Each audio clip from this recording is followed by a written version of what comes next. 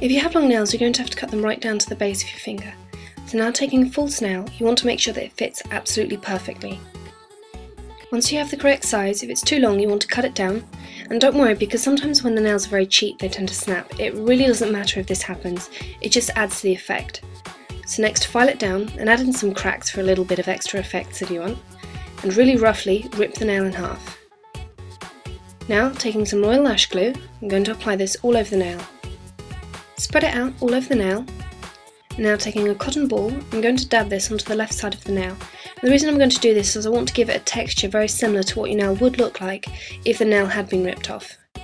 Taking the right side of the nail, which you previously ripped in half, you want to press it really firmly down onto the nail. Once it's stuck, you want to take a red lipstick. You can use any kind of lipstick you want, you don't have to use a particular brand, just make sure that it's very close to a blood colour. So now with a nail art brush, I'm going to apply this all over the left side of the nail. And you want to try and get it a little bit underneath the right side of the nail because your nail would have blood underneath it if it had been ripped up. So just very lightly. Also don't forget to bring it along the top of the nail underneath. Once you've done this, take a darker colour and you're going to dab this just around the edges as if the blood had dried a little bit. Now dab it with your fingers to give it a bit of a smeared rough look. Taking the eyelash glue again, dab a little blob right into the covered nail.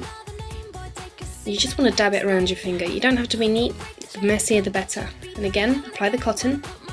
And once it dries, don't worry, it will just blend into the red. So while it's still sticky, you want to take the other half of the nail and really roughly rip it in half. The more jagged the edge is, the better, it will look a lot more realistic. So now just place it at the base of the nail, and applying a little bit of eyelash glue again on the nail. You want to place it, and take your time to place it correctly. Take the eyelash glue and just glue down the base, and don't worry, we're going to fill this in, it's not going to stay white. So you want to try and get it so it's angled as if it looks like it's just been ripped up but it's still managing to hang on by a few threads of skin. To cover up the white of the eyelash glue, I'm going to take some natural food colouring. So taking the end of a pen, you want to really just roughly drop it onto the finger. Don't try and be neat about this, your finger's not going to look neat if you rip it up, so the messier the better.